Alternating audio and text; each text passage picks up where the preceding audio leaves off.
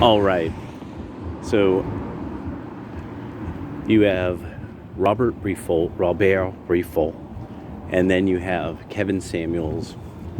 You have the genius guru of the scene, of the population, of the community, TurdFlingingMonkey, and all the others who were a part of that rise of us MGTOWs and such. But so Kevin Samuels has brought something up over and over and over again, that there's a bunch of women, Black American women, who recognize that they are in some way, shape, or form to be purchased by a man. This means bride price. Now, they keep talking about how there's something that they do for the man. And Kevin Samuels is like, do you mean like sex? And she'd be like, well, and then it'd be like, well, have you already done that with somebody? Then why should he pay a premium on something that's already used? Now, it's very important that people get very clearly how correct what I'm about to say is. Because there's going to be, like, leftist detractors and women who are angry as fuck about this, but that this is why romantic love is unique to societies that retard sexual development. So you have these extremely romantic periods of time in Europe. You have extremely romantic periods of time in America, extremely romantic periods of time in especially like China, to some degree Japan. But that's also has a class issue with it. Japan's a little different from what I've gathered. But I definitely know this about China and the Chinese. And this sort of love, of romantic love, to the point that it's almost crazy. Like, people will have sort of love of being in love. You also see this in India to a great. India is one of the greatest examples of this, where the open practice of the ancient matriarchal tradition of openly buying the woman with gold, making it totally obvious, I am ballin', bitch, marry me. And that is only a highly developed society trait. Lower societies that men would not have anything to come to the relationship with other than an empty stomach, full balls, and like a back and hands that have not done a whole lot of work yet. And they will, because they will work for the bride's father. And that they will, even their children, will not be theirs. That is another thing. That actually is an idea that us in the West are like, oh my God, I can't believe divorce court. Divorce court is doing something that evolutionarily is totally normal. Saying that you will have to pay a tremendous price for your children. Your offspring. The offspring are the possession of the mother's family. That is a norm of human civilization that only changed within the most latest period of the Christian world. On no place on the planet, those Briffault getting into this, is that normal. It is also completely abnormal that if it's not a society where the woman is wed because she can work, then she is wed because she is beautiful, and because of bride price, then it becomes an even other thing, where he said the idea of polygyny and polygamy, he was like, no, that is totally normal throughout the species, because it shows not only that it becomes that the male is actually philanthropic, and that throughout most of the world, once you have the ability for men to achieve wealth by having some kind of flock of animals of some sort, this becomes an absolute.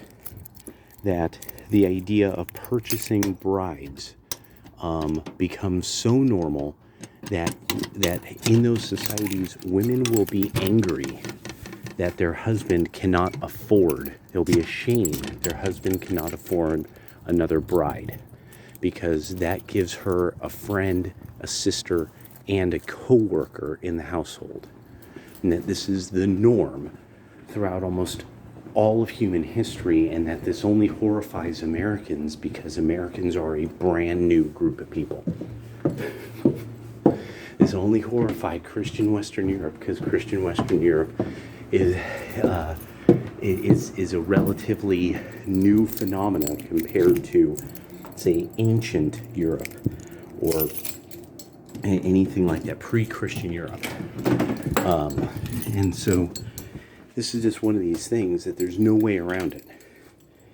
And Kevin Samuels is showing women naturally know all of this because it's a bred for bunch of traits that they are asking for their bride price, that they are demanding. A man of high stature in society, give me the right price for access to me and me alone, sexual access. Now, what's interesting is the thing of all these women being like, high-value men are just showing their options, and that they're like, oh, what a bunch of bullshit. And it's like, no, you are the bullshit. Your view is the bullshit. It is this weird bullshit view that nobody on the planet has, except for pretty much the English-speaking world. Almost nobody on the planet, and this was true of China before the Communist Revolution, to the point that you would be able to find photos in my lifetime of people from the hinterlands, from the countryside, that were still living, where a man would have multiple wives. And that they didn't know what to do after the revolution about it. There was nobody to do anything about it. Wasn't going to be anybody punishing it. It wasn't like that weird. And I mean, these people would have been dirt old. It would have been a curiosity from another era of time for a lot of communists. Or sort of kind of probably considered kind of old and harmless and old-fashioned. But this idea, the man, a wealthy man having multiple wives so that he could have many offspring, and that it would all fundamentally belong to him, that he had started a household. This is basically is the norm of the world. Most of the world understands that is obviously a successful husband. He is obviously a very successful man. He is a successful husband. He's a good husband because he bought many wives. He has purchased many wives. And people who don't like that, you're going to have to get used to making sure you understand. And what you're talking about is romantic Christian love. You're talking uniquely about then the thing that the Christian world did. And that was slow down or retard sexual development in the young, so that they weren't supposed to think about sexy things. They were supposed to save themselves and all this stuff, which would be abnormal. That's totally abnormal. Among the species, it is abnormal for people to save themselves until marriage. This is something that Dr. Dean Adele of KGO, 8:10 a.m. San Francisco, made clear for multiple decades, that he's like, no, this is uniquely odd to the first world. And especially, he's one of these guys who he traveled Africa, only to find out that nobody, like if kids started kind of play sexing each other, that wasn't a problem. That was considered just some kind of form of play. Like it was just that's just what, humans have sex. Kids like to play. Kids like to imitate things that they know exist or see or something. So, that's what they were doing. And this was considered totally healthy, totally normal. And where Dr. Dean Adele was one of these people who's like, are we sure that this is not unhealthy? Like in America, we would say no, because that would make kids have sex early. which was a major issue for Dr. Dean Adele, because that was a big deal really after the sexual revolution, not before. There's people who like to say there was an epidemic of out-of-wedlock births in the 50s. This is not true. There is no record of this. There is no place that has a record of that being true. This was something that writers came up with. Yeah, it was pretty much an invention of the literati class. New Yorkers who write for newspapers. So those New Yorkers, you know, take your shots. You know, New Yorkers, we like our Bialys, our Blintzes, our Hamantashen. Anyway, so I just wanted to put that out there, that it will never be that there will be something like wrong about this kind of thing. No, it's that he observed this, and that really now we're seeing sort of this kind of confirmation. Oh, ooh, we were 10 for 10. Then somebody threw their back out. I felt hella bad. This is like this girl threw her back out. 21. Throws her back out in the middle of the shift. And you could just tell, she like, at first she's like, something's funny with my back. My back did this, and I'm just sitting there like, okay, thinking about it, like, oh boy. And she's like, yeah, it's like right here, and blah, blah, blah. And of course, because that's my specialty, is the understanding of pain. And then what areas of the body it's related to, and what stuff like that. What? Uh-oh, it's Kevin Samuels' time. Oh no, oh my, and it looks like, oh Destiny, why did you do that? Don't you understand? People don't like facts, Destiny. They don't like facts. Oh, Kevin Samuels is already done. He's already done for the night. Oh, I don't have the speakers on. No audio. I need the audio to hear the New Yorkers. All right. What? Hey. Whoa. Hold on there, buddy. Hold on. All right. So, oh my God, they're subpoenaing Alex Jones. I love it. And Alex Jones is smoking a blunt in this picture. God dang it. That's so hilarious. Yeah. And so I just wanted to put that out there, that this was something that, especially for a lot of, especially the Christian guys, those of you who are Christian and you are the Orthodox phronesis, you're right. We were one way. Only the way brought us back to the way Yahweh set it up.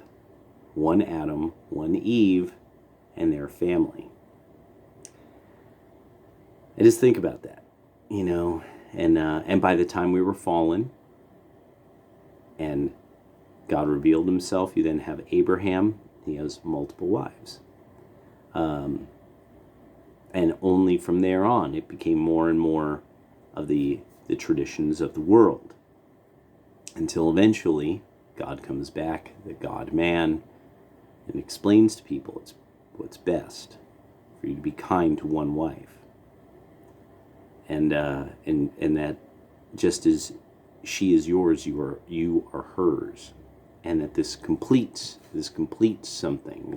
This completes something that we are, or we're supposed to be.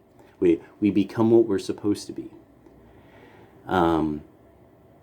But we've bred for something else. We've bred for fundamentally profligacy and prostitution and really what you must do to survive. So not what we could do to live life to its fullest. We become bred for just surviving as savages. Fucking the hoes fucking hella guys, Then finally saying to somebody, you better pay a lot of money for me. I'm a valuable bride. Oh, really? What do you bring to the table? What do you mean, what do I bring to the table? I am the table. And so, this is just as Aaron Clarey is going to go down in history as one of the most ingenious people of geniuses, one of the most genius of geniuses, one of the highest levels of geniuses in telling men, just look at the numbers, because it was observation, and that he observed, and that now so much of what he is saying about don't get married, don't have kids you can't afford, and it's because in the law you will have nothing. You will have nothing because they'll just take the kids. Your woman will just walk. Money can be taken. So I'm just really glad now that we have better and better and better understanding of really what we could be, what really is our potential, and to then get an idea from this, apparently what was a socialist who was trying to argue with people that no, Christian marriage is unique to the Christian world. It's not any better than, and remember, he's talking from the materialist view. If it was so great, why don't other people do it? No, most people did what it took to get by and survive.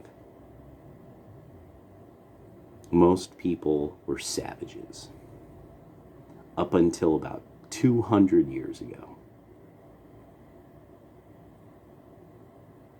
We are really like an unbelievably superior nation and people. Yeah, we are. All right. Well, so for the ladies out there, this is going to be a lot to wrap your mind around. I suggest Robert Briffault's The Mothers, so you could get an understanding of what's been observed about matriarchies and patriarchies.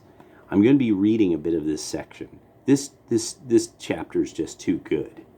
And I've, in one little walk, I found a whole bunch of just gold star. I'll even do it. I'll put the camera on the book so you can see the gold stars, where I'm like, holy fucking crap.